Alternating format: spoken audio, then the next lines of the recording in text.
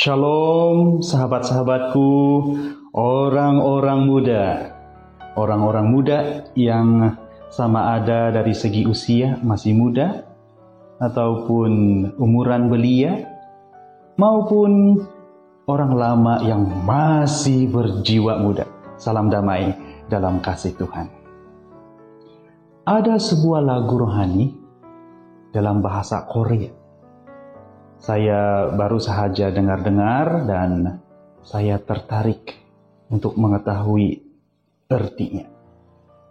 Dan saya bersyukur saya mendapat terjemahannya dalam bahasa Malaysia.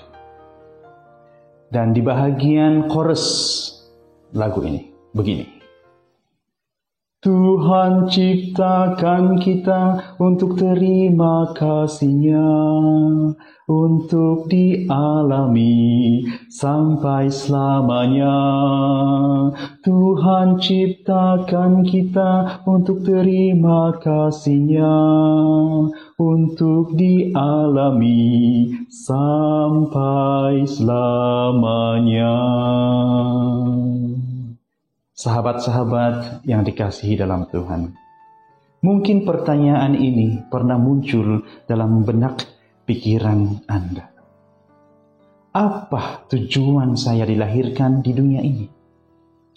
Ataupun apa tujuan sebenarnya saya diciptakan? Dalam Efesus 2 ayat 10 mengatakan, karena kita ini buatan Allah, diciptakan dalam Kristus Yesus untuk melakukan pekerjaan baik yang dipersiapkan Allah sebelumnya. Ia mau supaya kita hidup di dalamnya. Ayat Alkitab ini menjelaskan kepada kita bahwa kita diciptakan untuk melakukan pekerjaan yang baik. Sebab itulah yang dipersiapkan Allah sejak semula, supaya kita hidup di dalam Dia juga. Ada sebuah cerita mengenai dua orang pengurus ladang yang besar milik seorang tuan ladang yang kaya. Pada suatu kali, tuan ladang pergi untuk beberapa waktu yang lama dan membiarkan pengurus ladang mengusahakan ladang bersama pekerja-pekerja di bawah jagaan mereka. Pengurus yang pertama melakukan pekerjaan dengan menunjukkan kasih kepada pekerja-pekerjanya, sama seperti kasih kepada tuannya yang memberikan peluang dia bekerja. Karena kasihnya kepada tuannya sama seperti kepada pekerja-pekerjanya, maka dia melakukan pekerjaannya dengan setia, tekun, dan penuh tanggung jawab. Sementara pengurus yang kedua, dia berkata dalam hatinya, boleh jadi tuanku lama lagi mau datang. Mari saya bawa pekerja saya pesta mabuk-mabukan. Sehingga terjadilah pertengkaran, berpukulan dengan pekerjanya. Tindakan daripada pengurus yang kedua ini menunjukkan bahwa tidak ada kasih kepada sesama pekerja. Sama juga terhadap tuannya yang sebenarnya telah memberi dia peluang untuk sebuah pekerjaan. Sahabat-sahabatku sekalian, menurut kamu, siapa yang melakukan pekerjaan yang baik di antara kedua-dua pengurus ini? Yang pertama atau yang kedua? Oh, sudah tentu yang pertama, ya.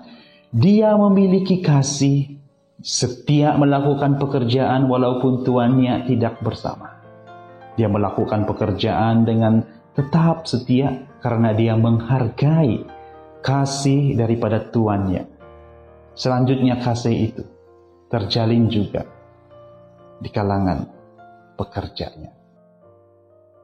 1 Yohanes 4 ayat 7 dan 8 mengatakan, saudara-saudaraku yang kekasih, marilah kita saling mengasihi, sebab kasih itu berasal dari Allah, dan setiap orang yang mengasihi lahir dari Allah dan mengenal Allah. Barang siapa tidak mengasihi, ia tidak mengenal Allah sebab Allah adalah kasih. Jadi begini, sahabat-sahabatku sekalian. 1 Korintus 14 ayat 1. Kejarlah kasih itu.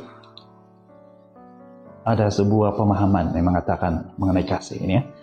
Kasih bukan sahaja boleh menjadikan dunia berpusing.